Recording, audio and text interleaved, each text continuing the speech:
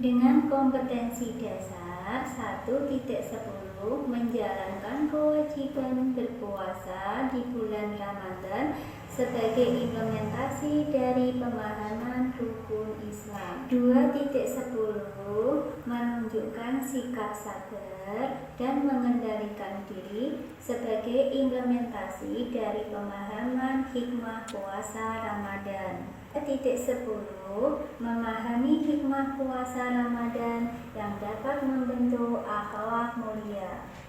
4.10 menunjukkan hikmah puasa Ramadan yang dapat membentuk akhlak mulia. Adapun tujuan pembelajaran kita kali ini yaitu setelah mengikuti proses pembelajaran, peserta didik diharapkan yang pertama, menjalankan kewajiban ibadah puasa sebagai implementasi dari rukun Islam.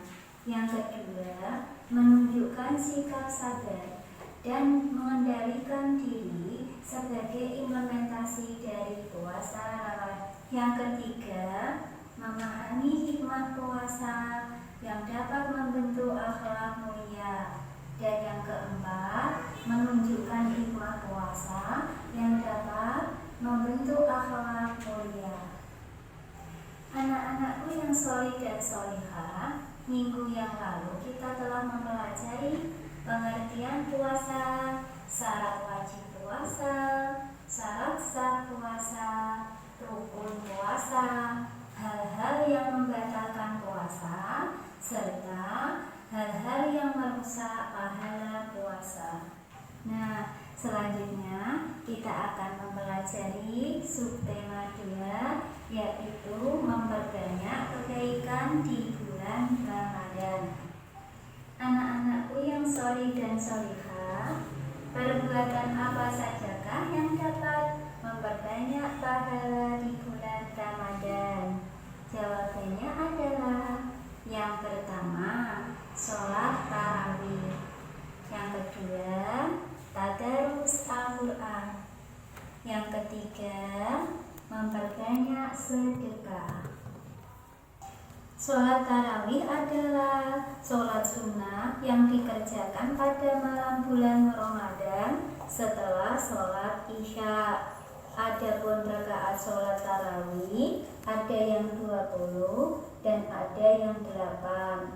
Yang 20 cara mengerjakannya setiap 2 rakaat mengucapkan salam. Sedangkan yang 8 rakaat cara mengerjakannya setiap 2 rakaat salam atau boleh setiap 4 rakaat salam. Hukum mengerjakan sholat tarawih yaitu sunnah muakkad atau sunnah yang diharuskan. Maksudnya, apabila tidak ada uzur, maka seorang muslim harus mengerjakan sholat tarawih. Sholat tarawih biasanya dikerjakan secara berjamaah di masjid ataupun di musola. Tujuannya adalah untuk menambah syiar agama Islam. Tetapi sholat tarawih boleh dikerjakan secara berjamaah bersama keluarga ataupun dikerjakan secara sendirian. 2. Tadarus Al-Quran. Tadarus Al-Quran adalah membaca Al-Quran secara tartil, fasih dengan tajwid dan makhraj yang benar. Tadarus Al-Quran biasanya dilakukan setelah sholat tarawih, baik bersama-sama maupun sendirian. Tetapi tadarus Al-Quran boleh dilakukan setiap saat, setiap waktu pada bulan Ramadan maupun di luar bulan Ramadan. 3. Memperbanyak sedekah.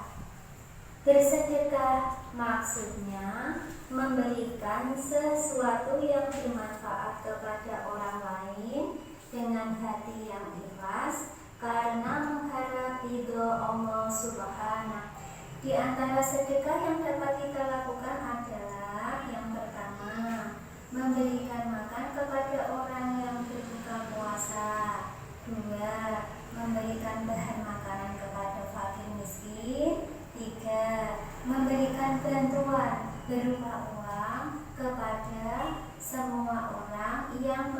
membutuhkan, terutama orang yang berada di sekitar kita. Anak-anakku yang sholih dan sholihah, demikianlah pembelajaran kita kali ini. Mudah-mudahan kalian anak-anak kelas 5, setelah kalian menyaksikan video tadi, saya harapkan kalian sedikit banyak sudah memahami apa itu sholat tarawih, apa itu tadarus Al-Quran, apa itu memperbanyak sedekah. Nah, dalam pembelajaran ini Bu Guru bagi menjadi 3 kelompok, yang masing-masing kelompok akan membicarakan materi Sunan Kudus. Saya kasih materi tentang sholat tarawih. Untuk kelompok Sunan Muria mendapatkan materi tadarus Al-Quran. Untuk kelompok yang ketiga, kelompok Sunan Kalijaga, yaitu memperbanyak sedekah. Nah, kalian bicarakan materi-materi tersebut di kelompok kalian masing-masing. Nanti hasilnya kalian baca di depan kelas. Nah, bisa dimulai sekarang. Saya kira waktu diskusi sudah selesai. Silahkan dari masing-masing kelompok kalian persiapkan 1 orang untuk maju ke depan membacakan hasil diskusi. Silahkan yang sudah siap. Kelompok mana dulu? Oke, kelompok Sunan Kudus dulu. Silahkan maju ke depan.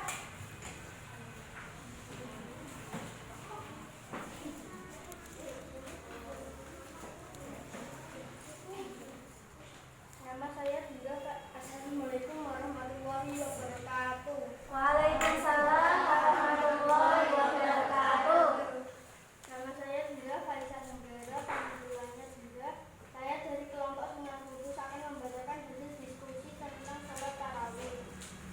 Yang pertama, sholat tarawih adalah sholat sunnah yang dikerjakan pada malam bulan Ramadan setelah sholat isya.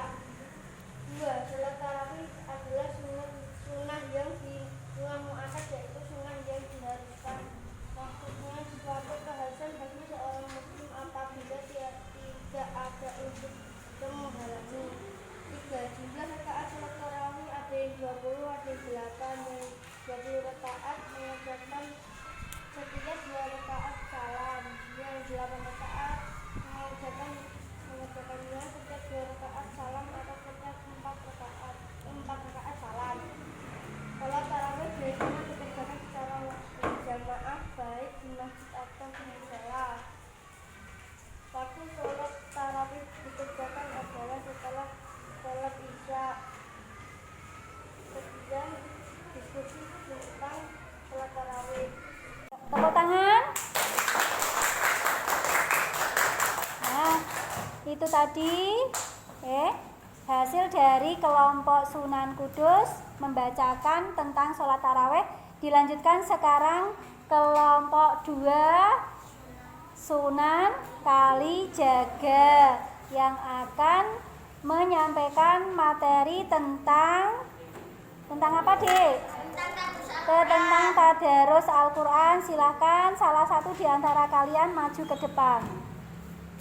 Assalamualaikum warahmatullahi wabarakatuh. Waalaikumsalam warahmatullahi wabarakatuh.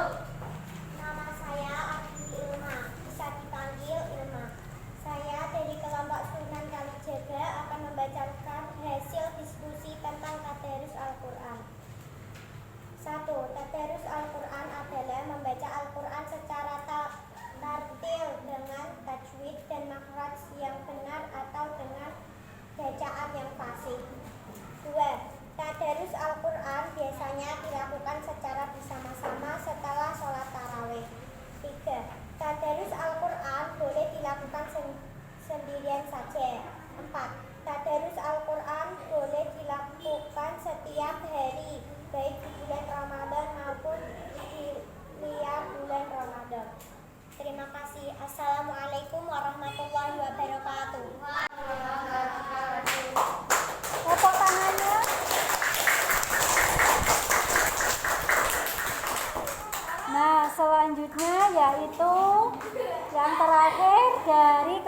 Sunan Muria yang akan menyampaikan materi tentang memperbanyak sedekah. Silakan, satu orang maju ke depan.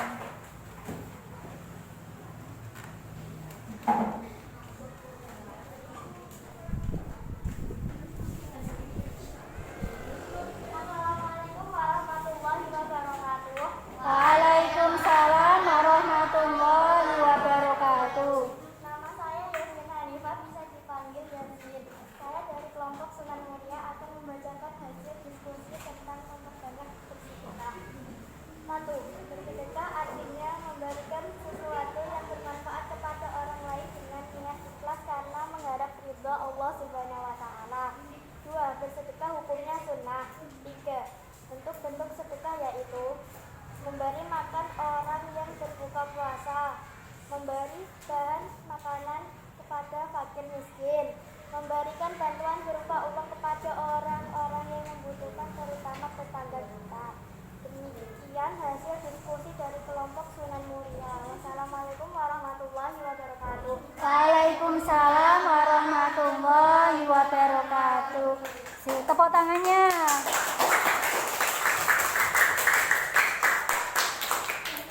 Nah, Saya akan tadi sudah dibacakan hasil dari diskusi.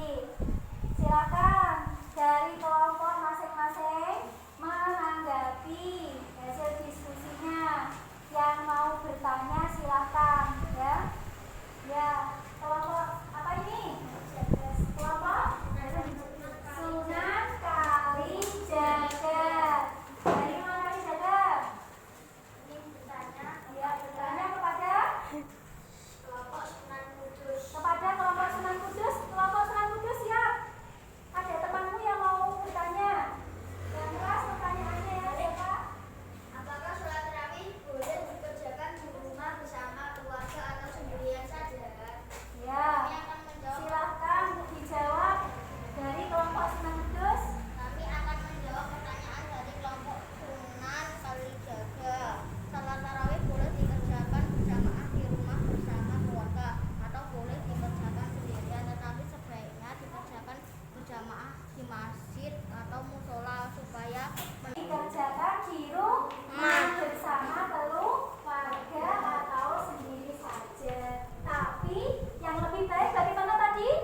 Dikerjakan di masjid atau musola berjamaah dengan tujuan apa?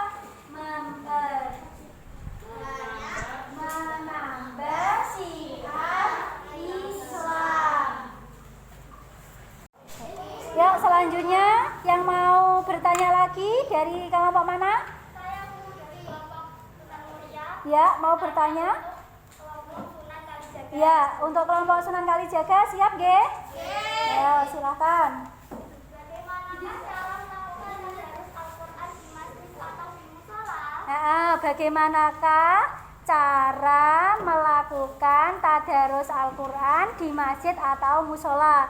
Siapa yang mau menanggapi silakan.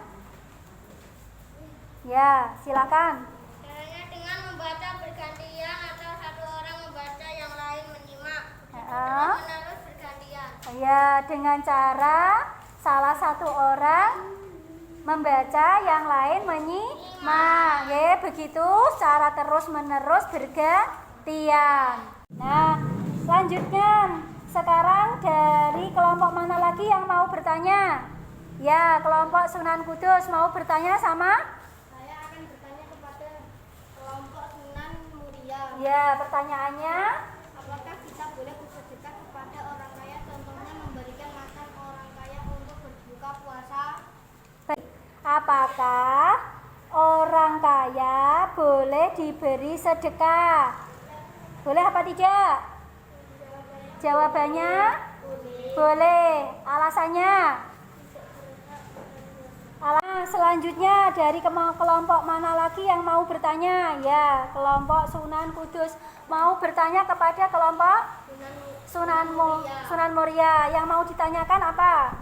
Apakah kita boleh bersedekah kepada orang kaya, contohnya memberi makan orang kaya untuk berpuasa? Berbuka puasa. berbuka puasa. Ya, bagaimana Sunan Muria tanggapannya? Apakah orang kaya boleh menerima sedekah? Jawabannya bareng nggak? Boleh menjawab bersama? Boleh. Alasannya? Semua boleh menerima sedekah. Tapi Kalau zakat orang kaya tidak berhak menerima zakat. ya, kalau sedekah itu boleh siapa saja menerima. Tapi kalau zakat orang kaya tidak boleh menerima. Oke. Ayo lebih semangat lagi, tepuk tangannya.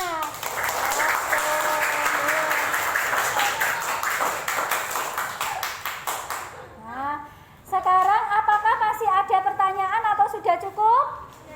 Sudah cukup ya? Oke.